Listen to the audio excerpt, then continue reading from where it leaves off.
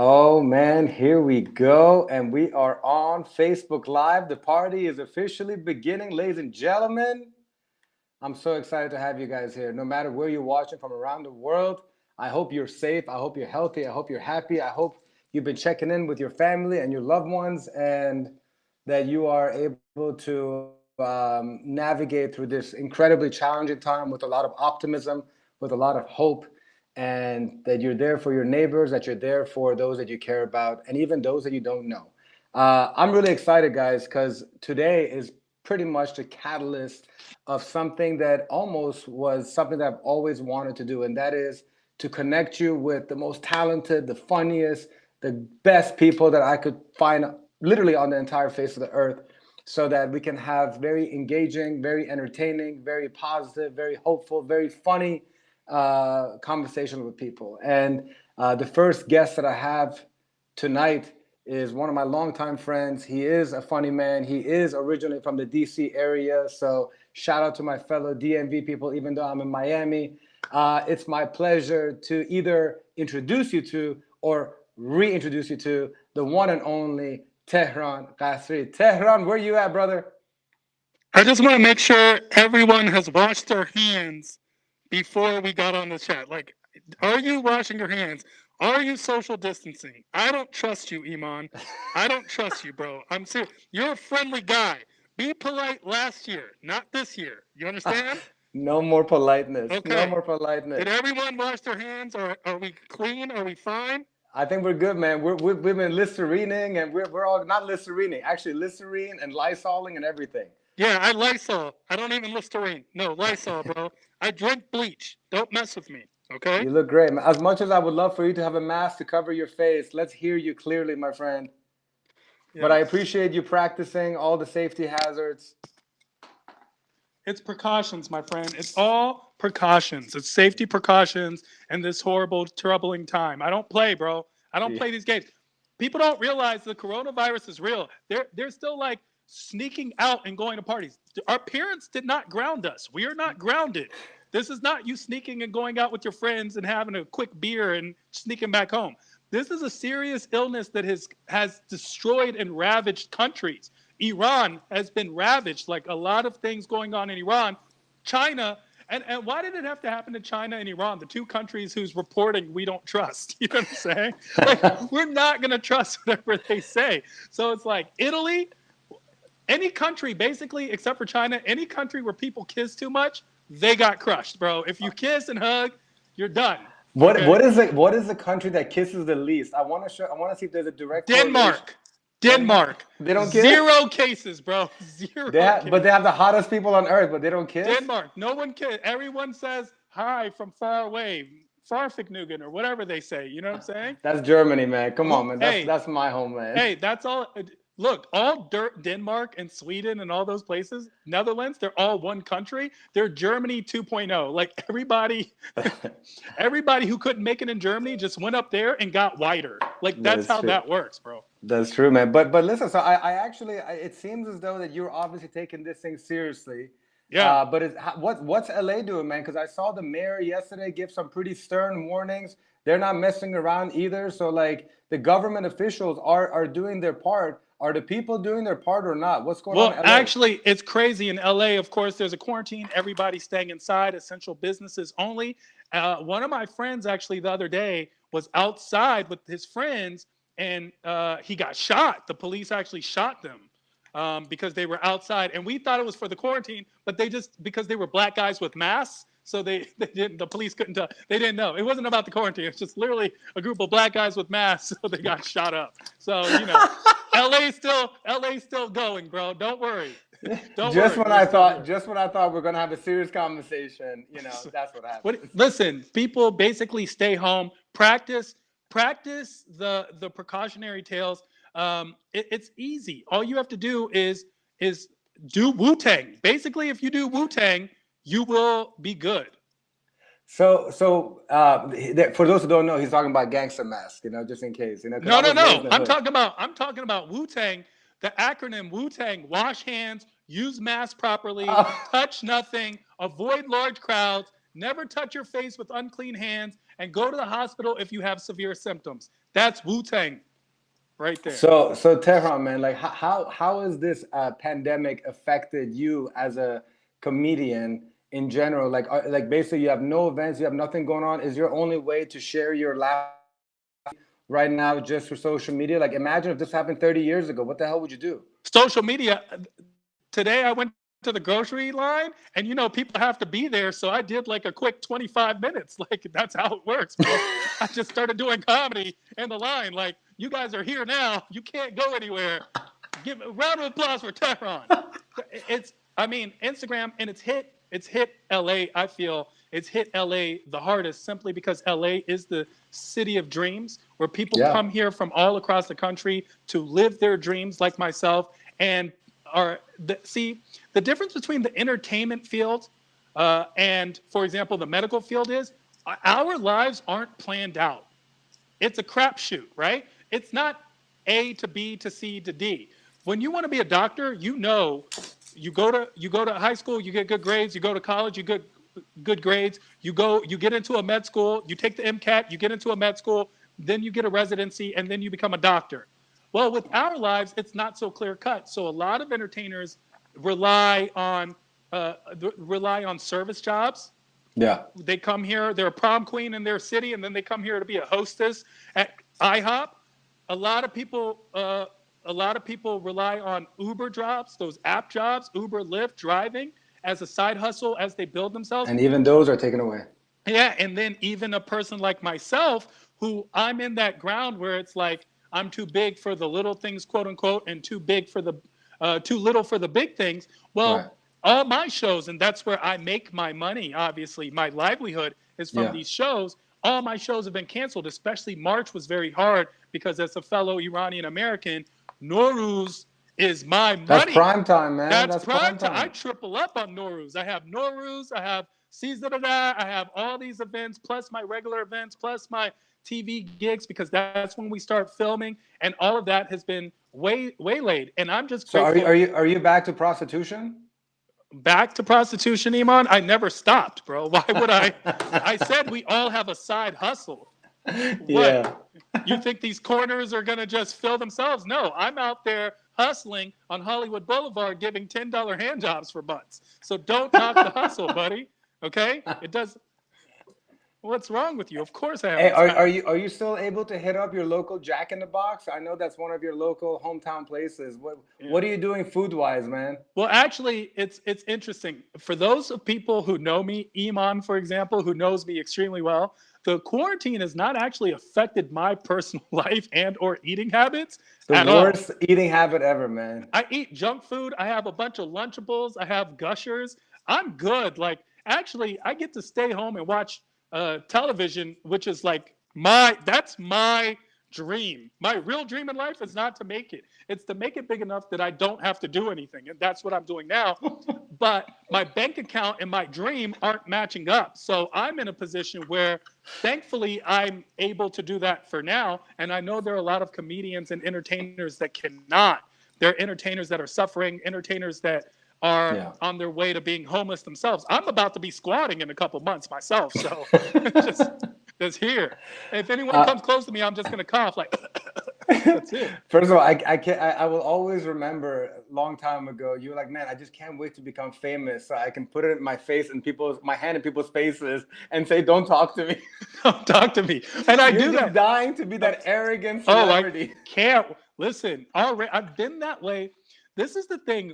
Celebrities always change, and there's a lot of times now that I know a lot of people, Iman, a lot of people that we used to watch on TV and in movies when we were back in the DC area, now they're actually my friends. They're people who contact me, we hang out, they're business friends, but friends.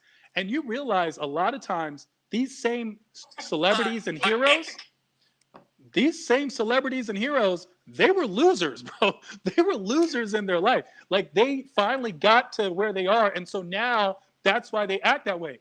I've been practicing acting like this my whole life. I have been a cocky, arrogant piece of S. So I'm ready. I can't wait until my level of success Yeah. matches my level of self-confidence. Yeah, I've never heard anyone say Tehran is very humble. Yeah, you've been doing great from the beginning, dude. Well, I mean, actually, that's the funny thing. People don't realize humility is my favorite quality about myself. I mean, how can you be so good looking and cool and funny and intelligent and still get so level-headed and grounded? You guys are lucky. I mean, you're in my presence right now. I grace you, So, peasants. so now that we're talking about your career, obviously everybody right now is kind of like in limbo. I mean, literally, one of the interesting things about this global pandemic is that it didn't judge you by how rich you were, what the color of your skin, your religion. Everybody is affected. Everybody is at risk, you know. But going back to your career, what do you wish you had known when you started out, knowing all the road that you've gone through right now? I'm very curious to know, like, what do you wish you had known? I wish I had known to buy Apple, Amazon, and Google. Started, right? And then I would have told myself to sell in January, buy these stocks and sell in January. That's the Yeah. number one thing I wish I'd known. I'll tell you honestly, you've been there right around day one, so you've seen the progression. And a lot of people think it happens overnight, and it really doesn't. And I'm nowhere near to where I need to be.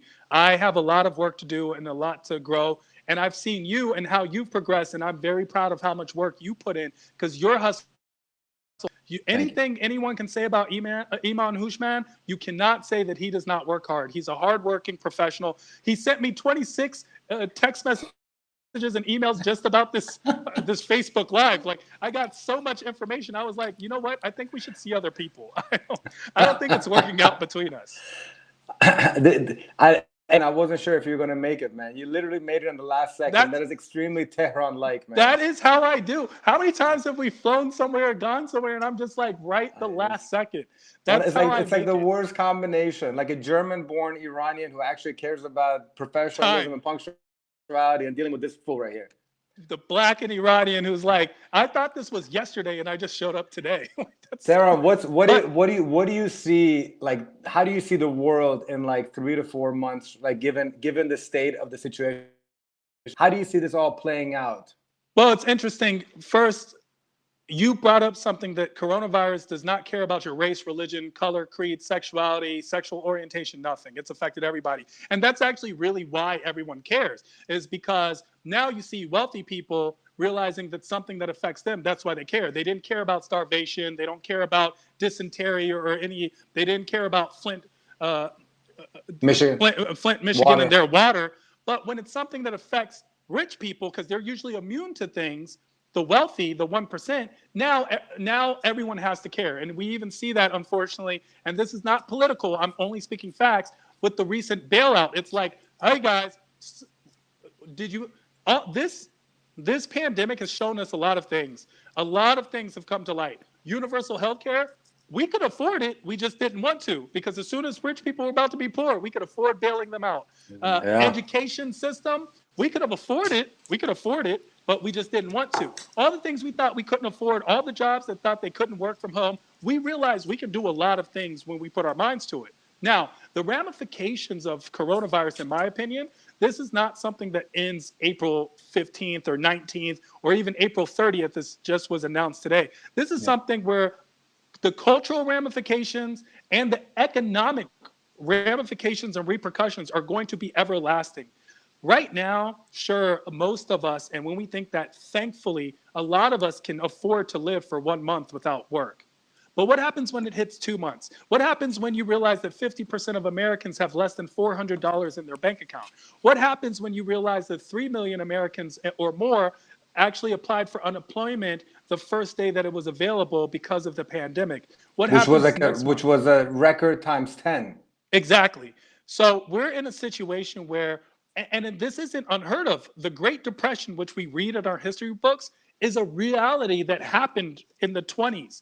In 1917, coming off World War I, 1918, the Spanish influenza ravaged the country and the entire world. 50 million to 100 million 100 million. fatalities possible. That's a lot. Now, this is more because of globalization and, of course, all of us learning that the world is small after all. And I don't know about patient zero. I just hope that was one really good tasting bat. Like that better have been the best tasting bat you've ever had in your life, my dude. You better still be licking your fingers because it's unfortunate that this happened. But the cultural ramifications, just simply, there's a group of children right now that are in their impressionable age that are afraid to go outside or told that outside makes you sick or to stay away from elderly people. And that's going to be something that sits in their psyche, and it's going to perpetuate. A whole generation is not going to high five or shake hands or dap, elbows only. Right. So it's something we should be aware of, I think. You know who's actually who I really feel bad for? High school seniors that like this is like their time that they could have gotten ready to enjoy all the amazing like you go to 12 years of school and this is literally the last month or two of school is what you're looking forward to. Seriously, like I Just hated all my even graduating, walking. yeah, none of that. It's You're crazy right, shit. bro. What do you think are going to be the lasting ramifications of Corona? I actually think that there's going to be a lot of people who are going to become even more socially awkward than they were before. Like I cannot even walk down without like wanting to run away 6 feet to the left just because it's like the whole cooties joke. It used to be like a joke, like ew cooties, but literally like our visceral reaction is get the fuck away. You know, like and I don't know how long. I feel like as every day continues that we live in this type of quarantine life, that's one more day added during the recovery phase where like we are continuously jaded, we're paranoid.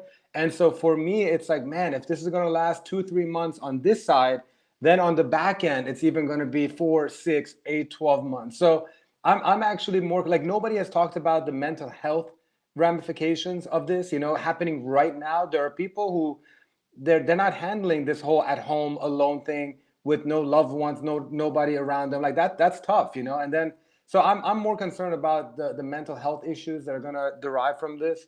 But everything else is so unpredictable, and this unpredictability is the fact that makes it even more scary. And at the same time, it makes it all like how everybody's in the same boat. That's kind of the good part, I guess. Well, it's the good and the bad. We realize that the boat is so easily rocked. It's interesting when you say great minds think alike because I have a podcast. Maz Jobrani has a podcast that I'm on as well. Back to School with Maz Jobrani, and on this week's guest is actually specifically a psychologist who is going to be talking about the psychological ramifications of the coronavirus. Oh So it's wow, yeah. interesting you just brought that up and the mental health issues that are associated with it.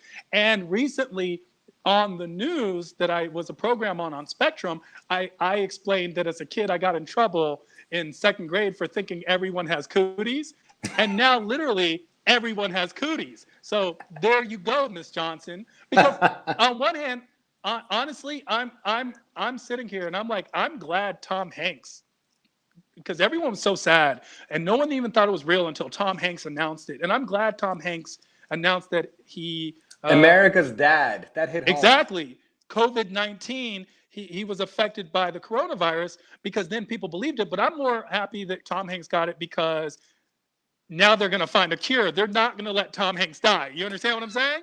Anyone It else, gave you some peace of mind, huh? 100%. Because if it was Gucci Man, they would have been like, let that nigga die. Like they would have never saved Gucci Man. You understand what I'm saying? But Tom Hanks, I was like, they're going to save Tom. Tom is going to be good. Tehran, to kind of like digress a little bit, what are you curious about in life right now? Like in general, like what are the things that like when you wake up in the morning and like you just kind of are thinking about, forget about work real quick, forget about those kind of things. Like Tehran, what is he curious about? Honestly, things that excite me, whether it's with other people or even if it's with a girl. I'm really into the whole spiritual aspect of the universe, spirituality, but not just as something for myself, but the meaning of spirituality and different ideas of religion, philosophical opinions regarding God, the universe, our purpose, our destiny, legacy. I'm into a lot of those kind of topics. I also research the idea and the concept of success a lot. So I find myself gravitating towards books that basically quantify success, whether it's Outliers or Rich Dad Poor Dad. These kind of effects are things that I personally find very interesting. So, speaking of legacy and stuff, like I have become very big on this legacy thing the last couple of years. Like I just feel like finally, after all these years, I found my personal purpose. And some people that I've talked to about the fact that I have this purpose, they kind of think that it's very like almost like selfish to have like this purpose, this whatever. Like, do you feel as though that it's like, or do you ever share what your purpose and your legacy is? Like some people think that having a legacy is like being full of yourself. Like, oh, like, who do you think you are that you have like a legacy, you know? But I'm just like, dude, I just want to be fucking remembered. Like, why go through all life and just have your life be completely? I would hate the idea of all the stuff that we're doing every single day to be complete waste. I want to at least leave some kind of positive mark. Do you share your legacy? Now you live in Tehran's world. Do you understand? I've been sharing my legacy since the very beginning. The concept of self-love is my legacy. Loving yourself, and that your self-love does not affect your love for others. They're not mutually exclusive. I can love you and love me. And that's one of the things that I when you ask, do I share the legacy? All I do is talk about this. If you actually listen to the purpose of my comedy, and the reason I chose comedy was specifically because it has the greatest reach to the most amount of people. Meaning, I can. It's that whole spoonful of sugar helps the medicine go down. I can extol a large idea that might offend a lot of people in a fun way that makes you smile and laugh instead. And that's the purpose of what my legacy and my destiny is simply hoping that everyone finds the good or the best within themselves and love their own imperfections. So what are like one of your major imperfections now that you bring it up? Because you have to love it, so you should be comfortable with sharing like one or two of them. Oh, I'm a piece of shit. I'm a piece of shit. Like, listen, Well, that's you, fixable. you know how many times you know how many times I even think, do you know who I am? Like, and it's not even in real situations. It's literally, it could be anything. It could be me. It could be me walking in and someone doesn't hold the door or say thank you after I held the door. You know when you hold the door and people walk in like you work there? Like I don't Yeah. work here. I need a head nod. Give me a head nod or a thank you. I just let you in the lane. Give Yeah. me a head nod or thank you. You You call them understand? all out. Yeah. Oh, I'm huge about that. But I don't think that's a piece of shit. I feel like people should be called out for those kind of stuff. So that's just Yeah, keeping it real. yeah. That's because you're a piece of shit too, Iman. You're just nicer about it. So people, you have a much better smile. Look, the Iman smile. Like, hey, everybody. So that's why you're nicer than I am about it. I'm very in your face. However, I've realized as I've remember you asked me what I would tell myself now back when I started that I know now. Yeah. Uh, I would first of all I would have started earlier. I wouldn't have allowed the ideas of society to even impress upon me any any idea of normalcy. I had a the concept was a lot of people, and this is why people get offended by your legacy or your desire to have a legacy or desire to have a dream or a destiny, is because when people are in the bar and you're in the bar, their job is to keep you in the bar. And if you decide you're gonna leave and go do something, they're like, "Where are you going, man? Have another drink. Come on, stay in the bar with me. Just stay here and do nothing with me. Don't go out there. Stay here. Oh, you're a loser. You're leaving. You're a loser." But the truth is, you're just taking those steps to become productive, right? Yeah. So people find it offensive when you find purpose, especially when they have not found theirs, because Yeah. you will never offend another person with purpose. Greatness does not disrespect greatness. That's how that works. So Right. you will see that frequently the people, it's one of those situations where people who are great, they don't ever put down other greats. They don't. They might critique them, or even if they do put them down, they'll still pull them up. They'll put them down, maybe like Michael Jordan, because Michael Jordan's a world class, just horrible person, right? He's But a major trash talker. he's the greatest basketball player. And this isn't a conversation or a debate. There are other people that have been great, but Michael Jordan is the definition. He's the prototype, right? Yeah. That's who we look to. So when he talks about Kobe or he talks about LeBron, he only talks about them not being great in comparison to him, but he always talks about how great they are compared Yeah. to everyone else. I actually was very impressed with the speech that he gave at Kobe's funeral. Like that was the first Yes. time in many years that I saw him that emotional, that raw, that honest. You know, like pretty much saying that, you know, he lost his little brother, you know, and like that was huge. So that was great to see that part of Jordan come out. Yeah, I mean, it's definitely one of those things. Especially, did you ever watch his Hall of Fame speech? Did you see Yeah, Michael Jordan's Hall of Fame speech? yeah, of Because course. I don't think people realize what happened because they might not have ever watched it, they might not have ever heard of it. But just to let everyone know, Michael Jordan gets into the NBA Hall of Fame, of course. And Yeah, what he does is he invites, of course, family and friends, and it's a huge ordeal to get in. It's the most packed the NBA Hall of Fame has ever been of for course. his inauguration into the Hall of Fame. He invites his friend from high school and their family and his high school coach. And when he's accepting the award, he's like, "And this is the guy you chose to play over me, coach. This guy, this loser. You see this loser? You're choosing him. Remember when you chose him over me? What a Yeah, big because mistake. he was You're a cut the loser first too." 2 years in high school, He you was know? like, "You're a loser too, coach." And he went off on his coach. And this poor guy, and if you looked at their family, they were like, "Why did you bring us here It took him for this?" 20 years to get that off his chest. Dilish por bud, you know? His Yeah. heart was full. But that's why I'm always a believer in this idea of success, and it's a conversation you and I have had personally many times. And the idea of how small minds discuss people, average minds discuss events, but great minds discuss ideas. And I love it. the idea of greatness is very important to me. I actually love talking to people and love. I don't like criticism, but I Yeah, do love critique. yeah, I want to be better. And that comes from a good place. It just depends on that innate. And anyone that's ever been offended by me, obviously they didn't know where I was really coming from. I come from a good place, like in my heart. I yeah. have good intentions. And anyone I've ever offended, you know what? Fuck you. I meant it. I meant that shit. Like if I offended you, I just want to let you know I meant it. Like if I But said something, there are a lot of people that unfortunately they don't, because they don't know you, that you kind of like get off the wrong foot from the get-go, and like you kind of just lose them from the beginning. And I always like, I've seen some of the stuff online and I'm like, man, you're missing out on like on Tehran. Like you don't know him, you don't get him. They get offended so quickly, not even knowing what your intentions are. But that's their loss, right? I'm unapologetically me. That's one of the things.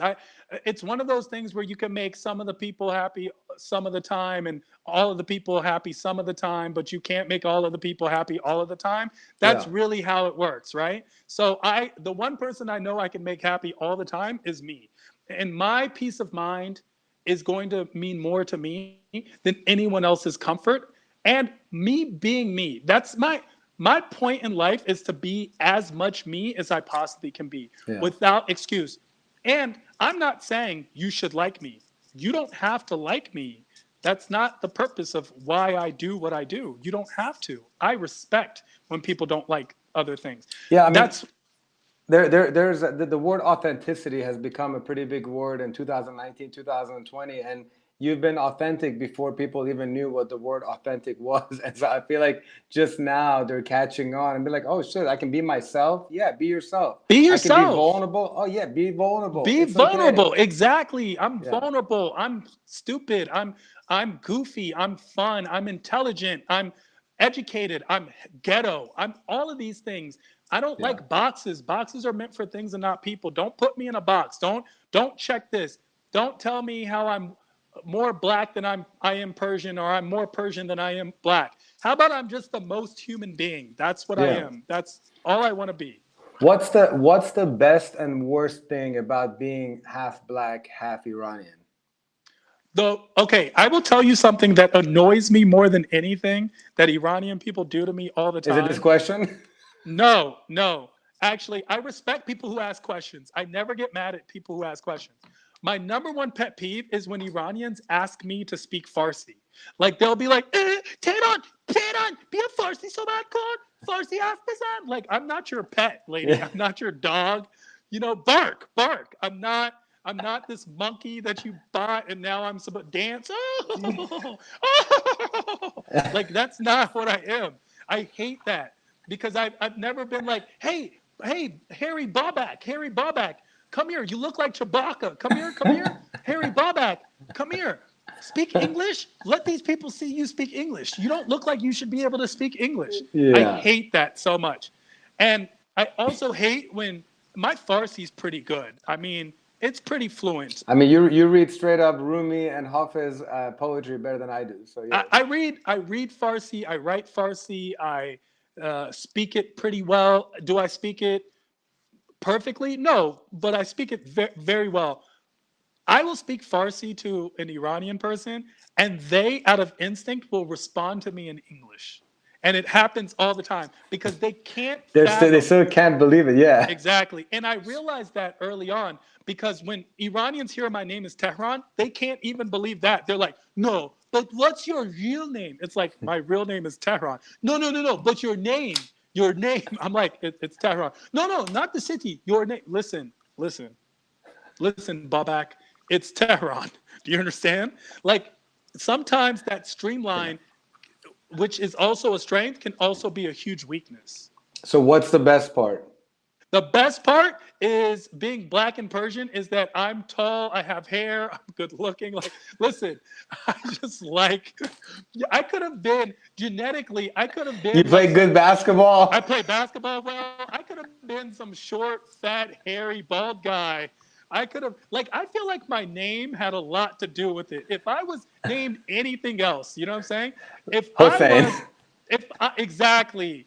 If I was Javad, my name was Javad, bro. I could have been anywhere. It could have went. Jafar, hello everybody. I'm Jafar. Like I could have just went. I mean, I'm pretty sure I know the answer, but I want you to speak about how you've probably like been almost like the leader of fusion Iranian blacks around the world. Like, do you notice that like throughout the years they've like come to you and be like, hey man, I love how you're speaking on our behalf. Like, do you get a lot of that? Let me explain something. I don't care what anyone says. I invented black and Persian. Okay, I invented Blursian. I invented black, and no one was black and Persian before I was black and Oh, are Persian. there people trying to take credit for Oh it? no, actually, one of the best things is there are people like Yara Shahidi, who's amazing, who's black and Persian. There Yeah. are other black and Persians. Billy Bodega, who's actually an artist, and Randy Jackson's daughter, who's also half black, half Persian. T.J. Hushmanzadeh, everyone remembers hearing the last name and being That's a like, bad example though. yeah, because he didn't exactly speak. He didn't connect There's to a his bad first relationship with roots his father. I don't think he his has with his any father, but relationship. he's still black and Persian. Yeah. And then actually, it's very interesting. I had this meeting with Alan Hughes. I don't know if you know who the Hughes brothers are. They're directors. They've Yeah, of done course. Menace to Society and just a lot of American classic movies, Yeah. of modern classic movies. So I get this meeting and I'm like, oh, I thought I was going to be in. I thought I was going to make it. And Alan Hughes is like, I just want to let you know I'm black and Persian. His mother is actually Persian Armenian, and he speaks Farsi. And he's like, Oh uh, wow. but I just want to let you know that before you, I never ever talked about it. But I show you in your clip to everyone, all my kids, this, that. And I'm like, that's what's up. What about this role? Can I get a role in a movie or no? Okay, cool. Still waiting for that text, huh? I'm still waiting for that text. But there are a lot of black and Persians, a lot of black and Persians actually. Saba, who's the star of Boomerang on BET, Tatiana Jackson, she's also black and Persian. Very good friend of mine. Speaks Farsi fluently, by the way. Oh, Billy nice. speaks Farsi fluently. My man Skits in Canada, who's a YouTube, Instagram sensation, also speaks Farsi, also black and Persian. So there are a lot of black and Persians. The question is, why don't a lot of black and Persians associate with a lot of Iranians?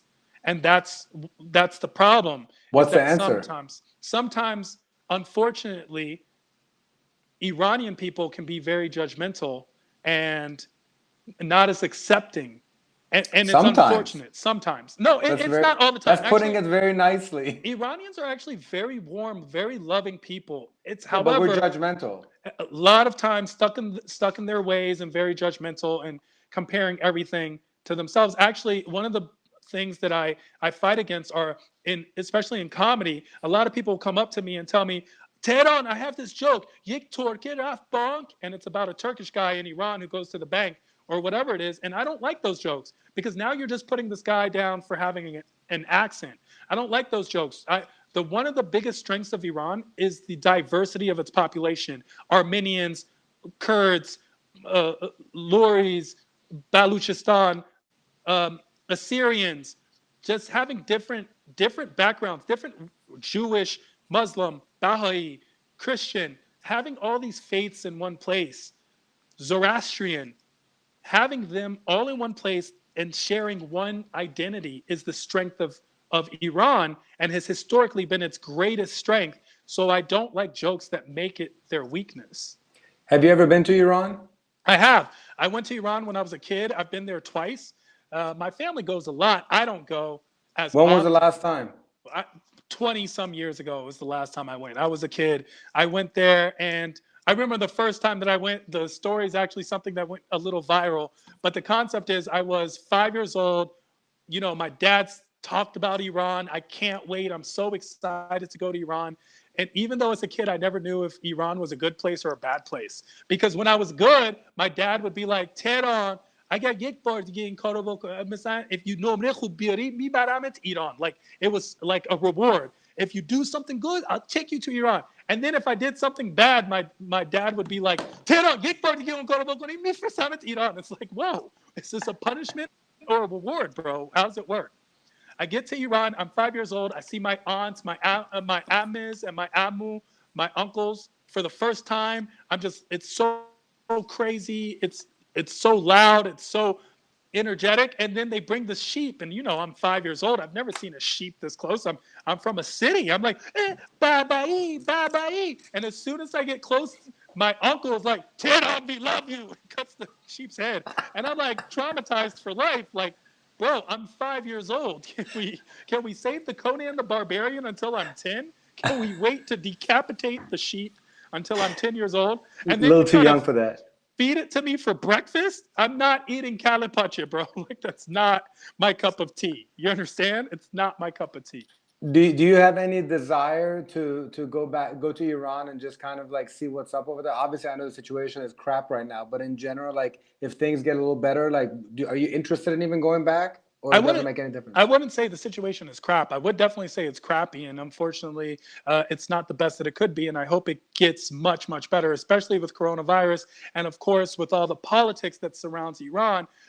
I was in the Middle East this entire summer. So I was in the Middle East for about 3.5 months for tours, different tours. And I was so close to Iran. And oftentimes you fly over Iran. And I remember just seeing my name, Tehran, on the screen. And I'm just like, there's a longing to reconnect and to connect with people from my father's home country and half of my home. So there is this longing to go back. But when I was in the Middle East and my Bubba was there, my family was actually there, and he was like, you can come visit, just know it's going to cost us like $1 million. Maybe. Because it's so funny to me when people are like, don't worry, Tehran boro gir behet nemidan. Come, it's going to be the most fun. Come, trust me, they won't do anything. And I'm like, so if they stop me at the border for being on TV and all this stuff, I'm going to just be like, wait. Amir DM'd me and said it's going to be fine. So can you just talk to Amir? He told me it's fine. So can you? No, you don't know Amir? Oh, okay. Thank you.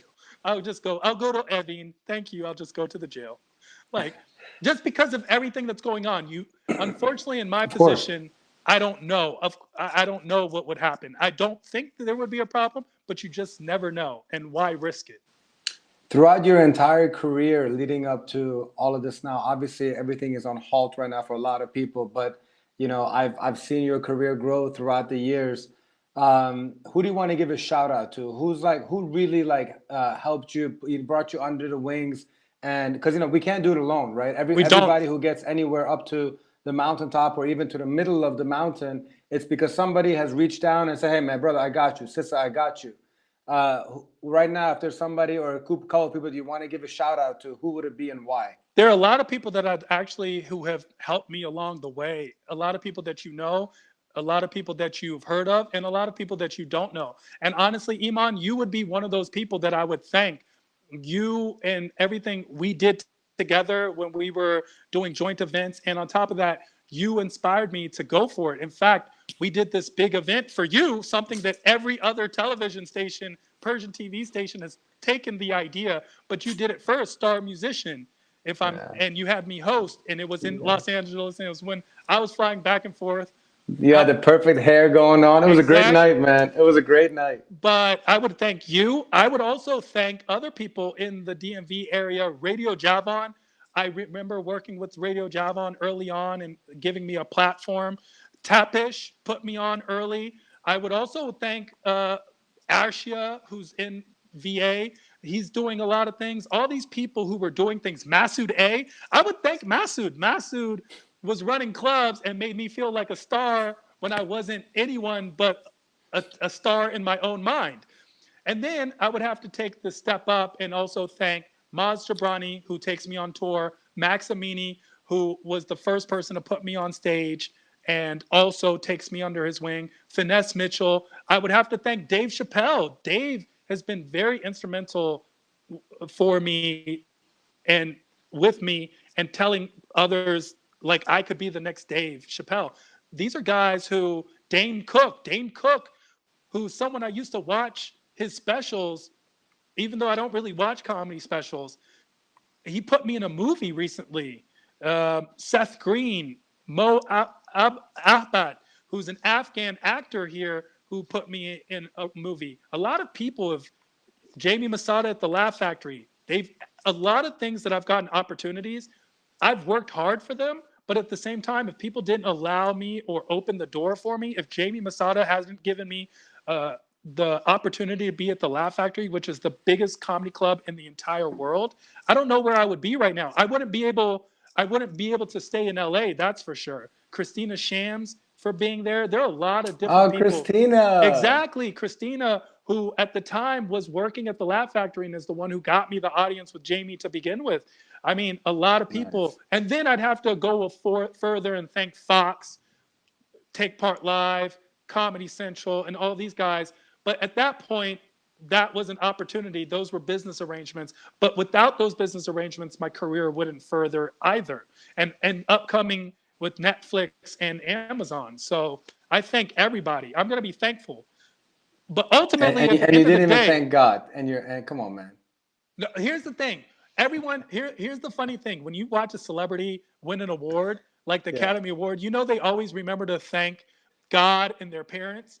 Yeah. You know why they always mess up everyone else's name? Because in their minds, they don't need to thank anyone. They would have been there no matter what. It's them Yeah. that got them there. The names of the people, the agents, the managers are all interchangeable. If it wasn't Mike, it would have been Tom. If it wasn't Tom, it would have been Karen. If it wasn't Yeah. Karen, it would have been Joe.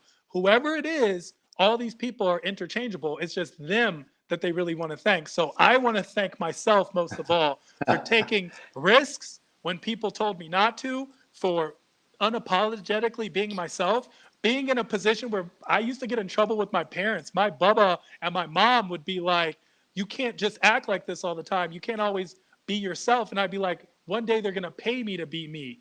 And now they really are. They're literally paying me to be me. That's why you and Snoop Dogg get together, get to connect very much, because that I would was have his to Hall of Fame.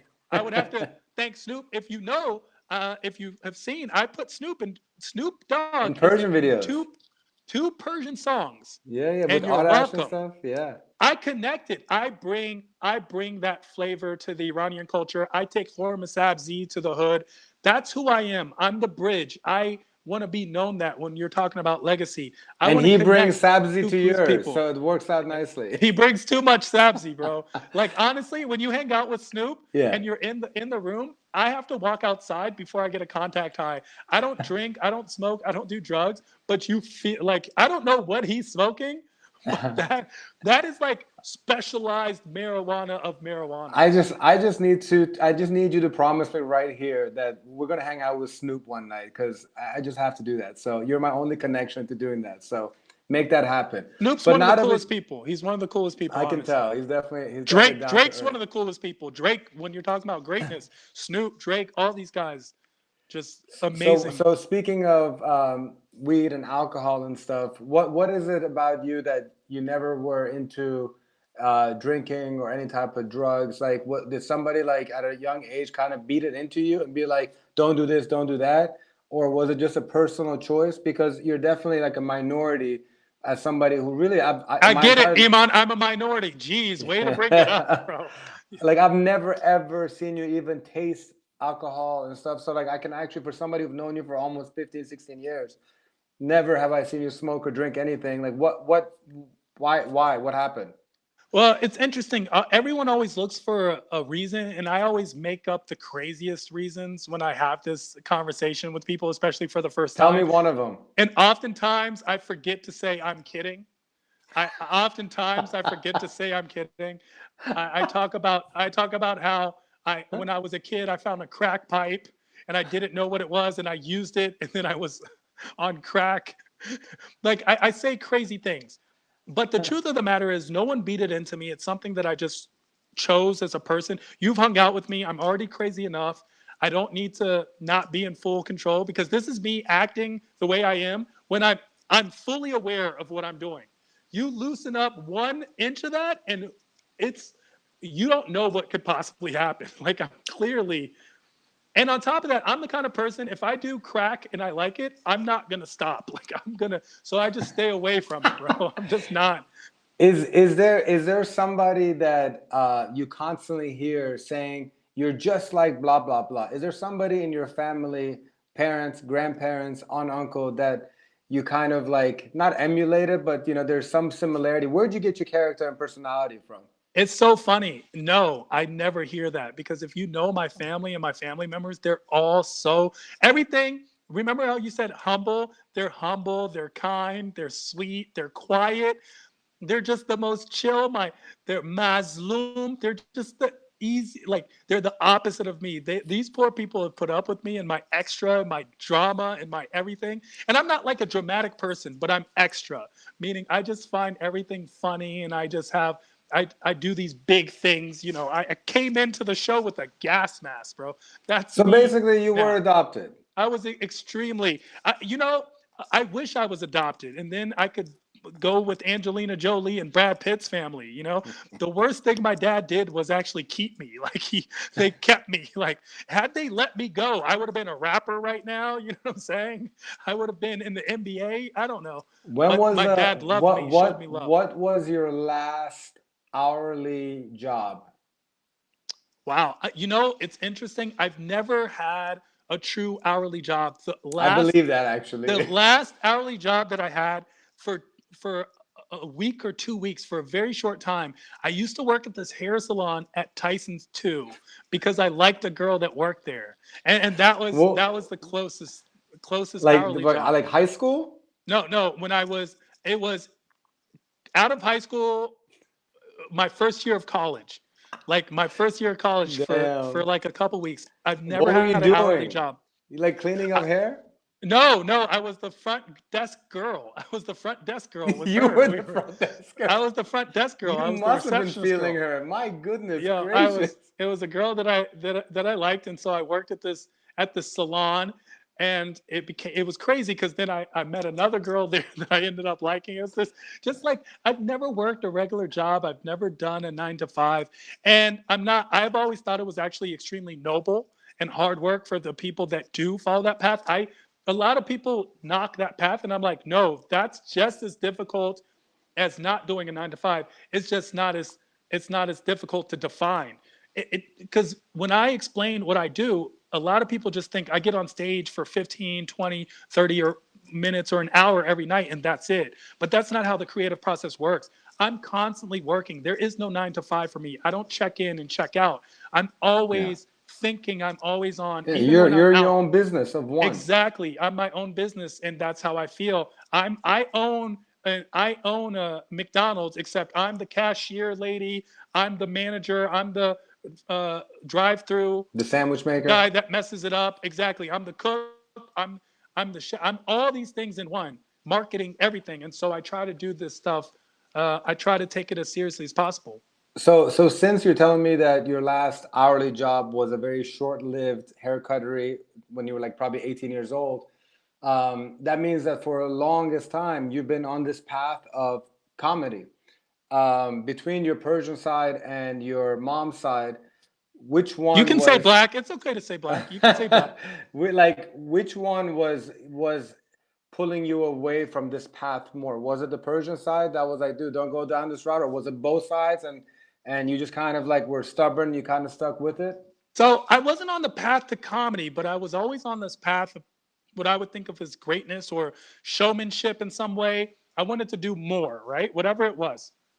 My parents were very supportive, except they didn't know how to support. So when Persian parents tell you to go be a doctor, lawyer, engineer, or whatever they tell you, it's because they want what's best for you, and they only know that as defined by what they know is best. That's it. So they're not pressing it upon you because they think it's good for them. It's because they honestly think it's good for you. And Persian parents can be very strict, and that's why there aren't as many Persian entertainers as there are jokesters in the Persian community. Yeah. However, I want to remind everyone how important it is for entertainment. Whenever you say, "Oh, look at them, they're showing Iranians in a bad light," or they're making stereotypes about Iranians, it's because there's not enough Iranians in entertainment or writing movies or creating content to help further the culture, push the culture and the art. So people like myself who honestly make that Iranian culture cool, I make it mainstream. I'm out there. I have rappers using words like June. I have all these Tyga saying things like Persian girls that are like in their raps. All these influences that I've directly, because of introducing them to Persian culture, taking NBA players. I took them to Shamshidi in Westwood, and I took a bunch of rappers one time to Atari in in Westwood. And when I was in DC, I actually took DMX